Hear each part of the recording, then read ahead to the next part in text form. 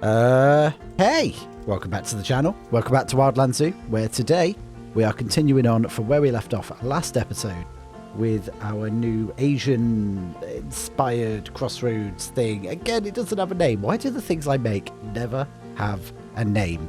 Oh, we'll have to work on that going forwards. But yes, we are going to pick up where we left off. Last episode, we got a building sorted out and framework ready. We did our visitor paths. We did those wonderful paintings on the wall that we're going to have to do a lot more of. And it is now ready for us to bring in our new resident to that entire house. The whole reason it was built, which is for the Bengal tiger. So without further ado, let's go. Okay, so this week we are going to be building ourselves a habitat into a building that's already built. You would think we've already got this. We know what we're doing, right? Yeah, not quite. But we are going to start off by getting some fundamental construction ethics built in, and that starts with our diving pool that we're creating for our tiger here. Yep, tigers deep dive, so let's give them a swimming pool. To do that, I'm just going to run a glass barrier all the way around its diving area. We're going to bed it into the building using our viewing area glasswork, and these metal bars are on the bottom just to make sure the glass has got somewhere to sit. Once that is firmly in place, we can start digging out and digging down, more importantly, to hit the 4 meters that we need to allow the tiger to deep dive. Now, as a bit of a spoiler, he jumped straight in the moment we put him in the habitat and actually went straight into deep diving. So I can guarantee this bit works because it actually shows up in the cinematics, and I was so happy. Annoyed because I was not quite ready to record, but it looks so good. So yeah, keep an eye out in the cinematics for that. I did manage to catch his inaugural swim on camera, I am proud to say. Once we have the digging complete, we can jump on to popping that glass barrier all the way around the edge of the habitat. And again, there's many ways you can get water into a space like this. This way for me is the easiest because it's got a barrier around it. If I ever want to delete it or change the shape or change the height, I just need to go in and raise the barrier back up. So this works. You could dig down and just sort of have a bit of ground each side, and the walls would probably cover that and allow me to do it, but I find this just a lot easier. Did take a little bit of trial and error, and you can see me sort of adding water, taking water away. I'd like for it to have been deeper, but unfortunately to do that I would have had to have made the outer walls a little bit taller, and given the amount of work we put into them last episode, that was just going to be far too much work for far too little gain.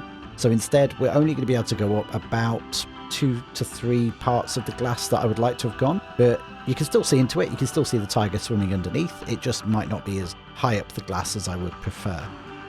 Following that, we're going to spend a little bit of time on landscaping and getting the habitat ready. And then we can jump straight into our main feature, which is going to be a temple wall inspired by ruins within the forests of China. Now, I am exceptionally concerned that I don't want this to just look like a repetition of the Cambodian area.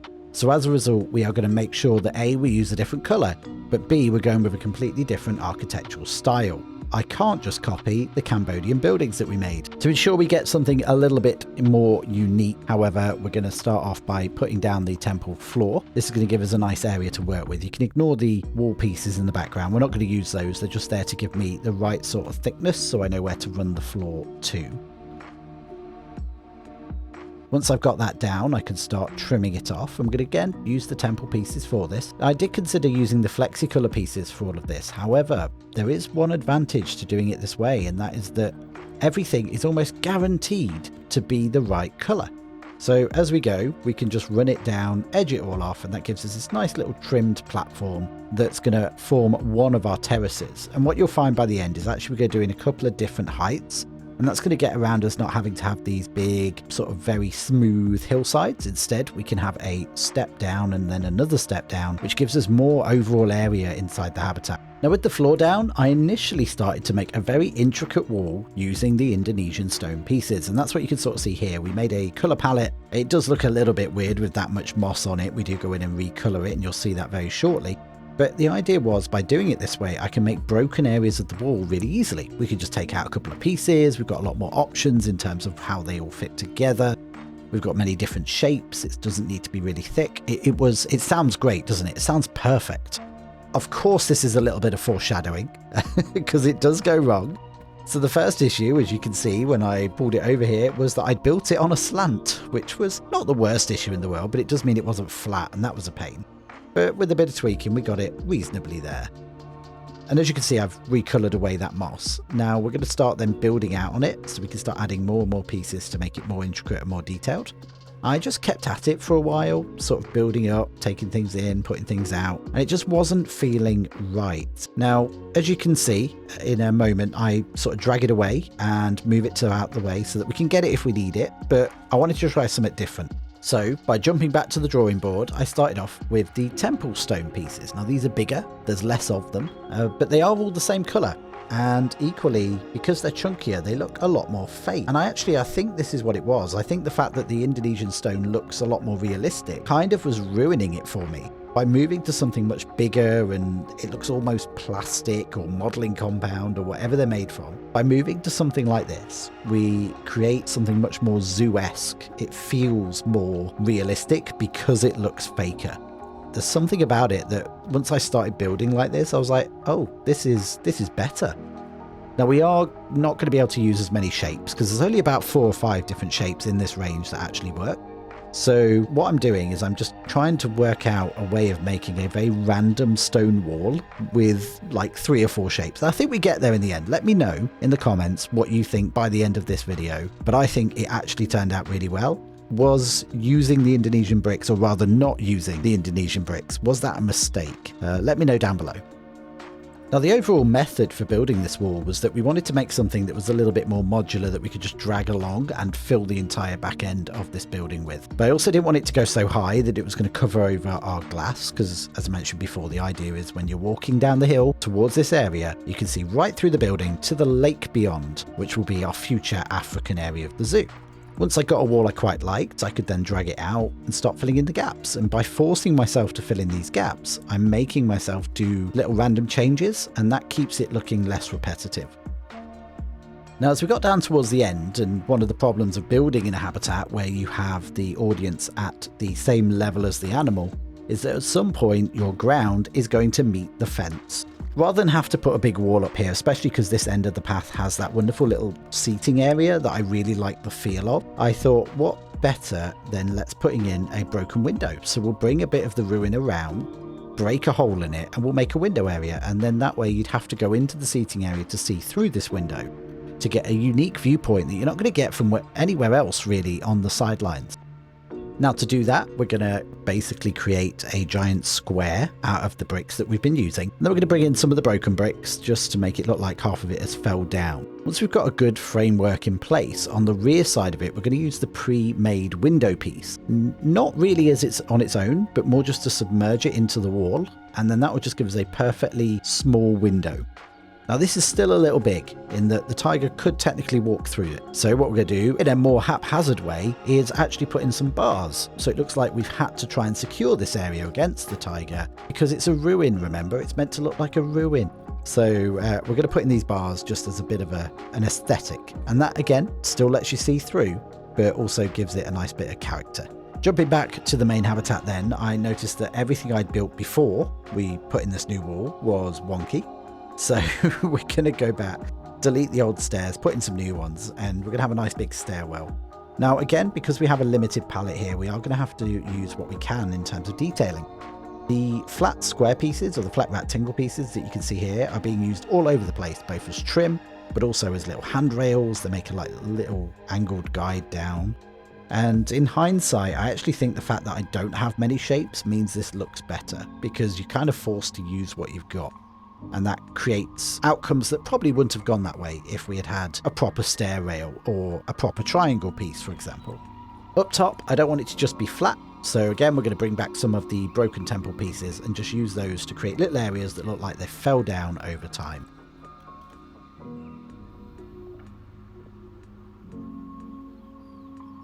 One of the details that was on my inspiration images was these very sort of flat open windows. So to make a backing piece, we're going to use the limestone, just colour it the very similar but a little bit lighter colour than the rock itself.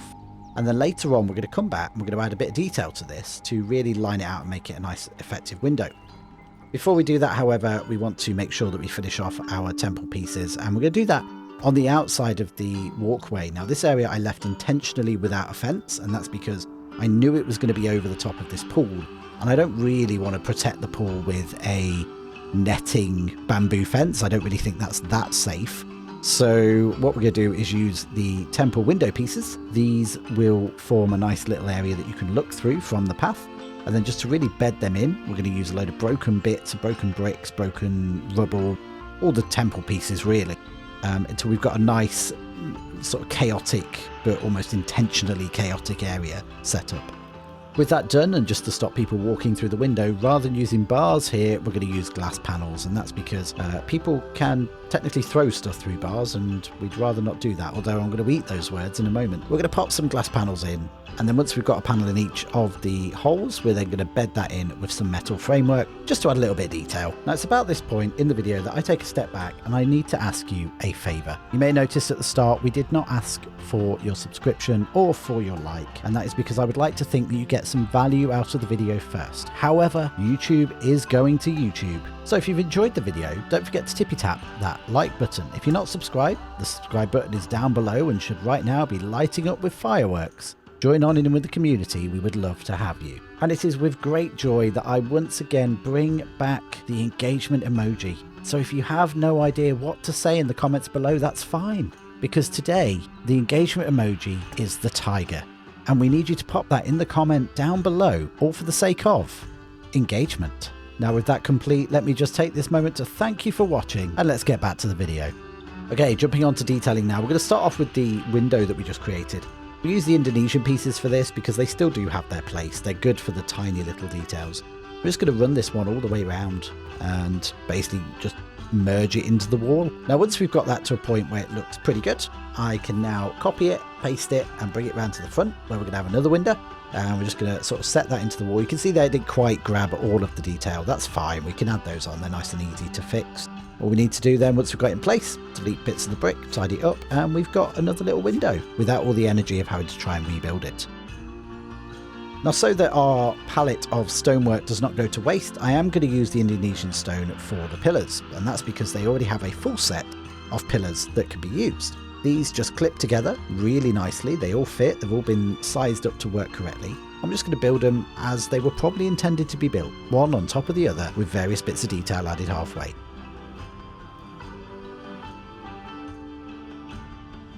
Once we've got that pillar, we're going to integrate it into the front of the building, and we're going to do that by smushing it in so it looks like it's part of the rockwork. And then we're just going to add as many as looks good. I didn't really have a plan in mind, I was just sort of dragging them along until I thought, yeah, that looks about right. And as with every pillar, at some point we've got to have one that falls over. So over on the far side by our broken ruin area, we're going to knock one over and just sort of meld it into the wall there.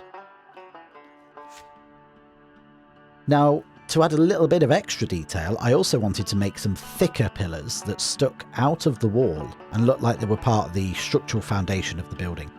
Now to do that, much like we did with our riverbanks area and the Cambodian architecture, we're going to get a load of these Indonesian bricks and we're just going to mush them together to create this sort of wall that's been made from many different sizes, like the cast off parts of the brick that they don't need.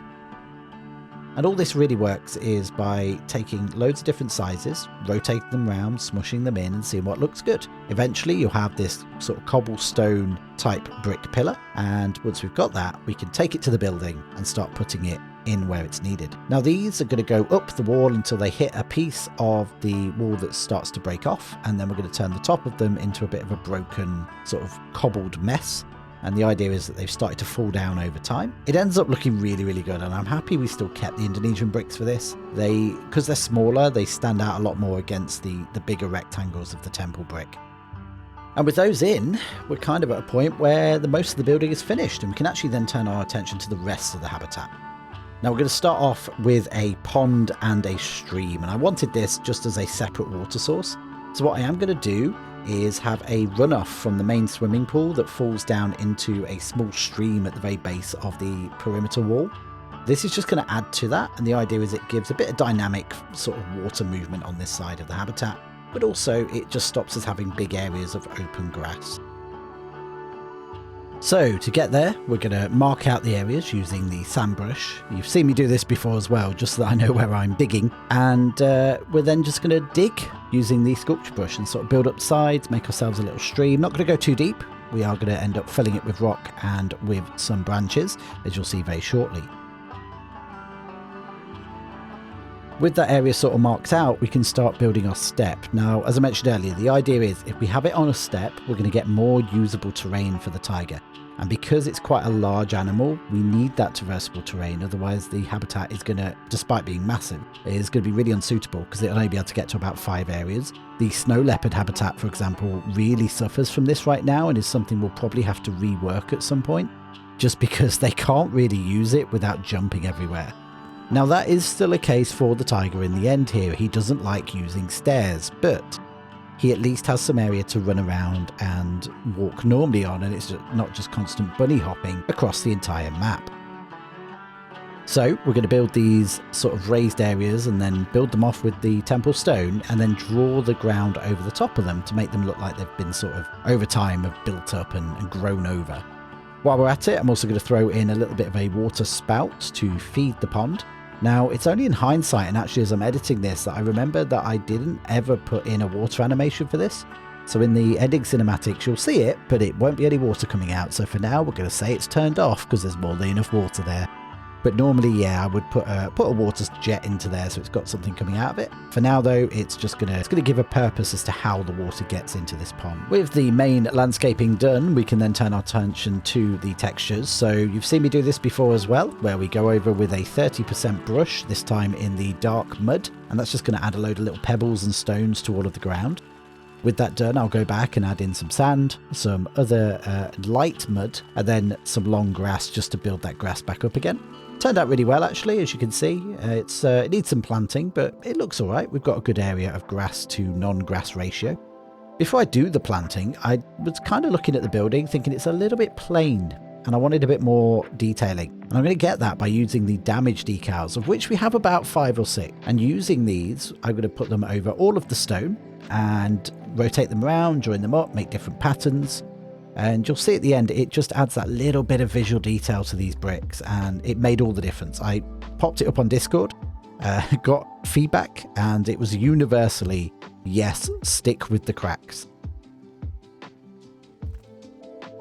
Now, I also wanted these big, chunky strangler fig tree vine type growths coming through the rock, but I didn't want to use the strangler figs. Firstly, they're the wrong area for our Bengal tiger, and secondly, they're too small in comparison to the scale of the building. So what I've done is I've used the faux tree roots to make creeper vines, or big chunky creeper vines, but to make them look a little bit more fake, to keep with that idea of it not being real, we are going to colour them the same colour as the rock, and I think you'll agree at the end there, they kind of do the job really well.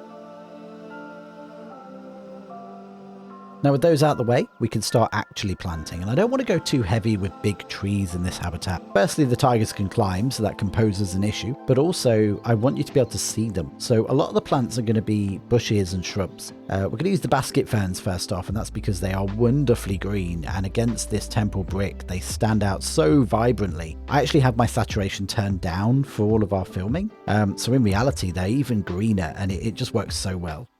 Keeping along the idea using dark colours, we're also going to use the bracken and the bedalia for weeds at the bottom. And that's about it for the brick walls. The hosta's going to come in just to highlight a couple of areas, as it's not a habitat without some hosta, we all know that. And I'm also off camera going to add in a couple of nettles to places, but we're not going to go big and chunky here.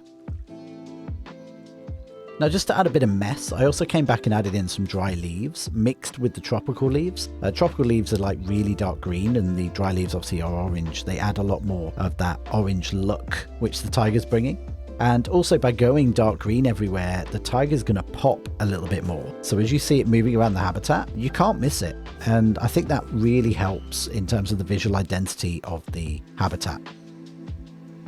Now, as I was going around planting, I've also scattered a couple of enrichment items everywhere. I'm trying to hide them. I've not got anything researched, and obviously we're in franchise mode, so you'll probably see them in the cinematics, but they're not a main focus. I also took the opportunity to hide a couple of areas using some of the bigger bamboo. For example, the seating area we were looking at earlier, that's now all hidden, so you won't really know what's in there until you go there. And finally, for planting, we also came back and did some hydrillas as well as the periwinkle to add in some algae to our water areas. Moving on to the stream bed, if you've seen me make one of these before, you'll remember that we tend to use rocks as our main starting point. And then as we go down, we'll use different types of rock just smushed into the ground to give us little pebbles. And then later on, we'll come back and add in some water animations just to add a bit of dynamics to it. For some finer details, we're going to use the broken branches. I like to put all these in the water. It looks like they've been washed down and floated around. But equally, again, we don't have many trees, so the logs just sort of give you that impression that there was trees at some point, but they're now no longer standing. For the outside areas, we're about done. Just going to throw a bit of a scum mark inside the building so that the glass itself looks like it's not been cleaned in a while. And I think we're about finished. The only thing left is to get our backstage done. Starting off, we're just going to drag in some concrete. I'm not going to go too big with this. This is very much going to follow in the same footsteps as many of our backstages do. Those of you who will remember the leopard habitat, this probably runs along the same lines as that. I did want to do a 2-cage setup though, even though the tiger's only going to have access to one side of it. Obviously, if we ever get a mate, the idea is they could then be separated. So to get that way, what we're going to do is do a sort of walkway area where you can get from one side to the other if the staff were to open the doors in a certain way. And then it also gives us the ability to have that pathway come through the middle, and that's how the keepers are going to get into the main habitat. For once, I've not had the gate going into the backstage, and that's largely because I didn't want to have to make the entrance and exit bigger to let the keepers through, and I think it ends up being the right choice. It means that we've not got this massive door on the front of here, and it looks more in scale with the tiger. We're going to net up the ceiling, and as always, it can't be one of my backstages without some unnecessary detail. So we're also going to bring in some cabling for the doors to allow the keepers to activate that from outside of the cage. With that done, we're going to throw down some bedding, throw in a little water area, and then I think it's about time we have a look at how well it turned out.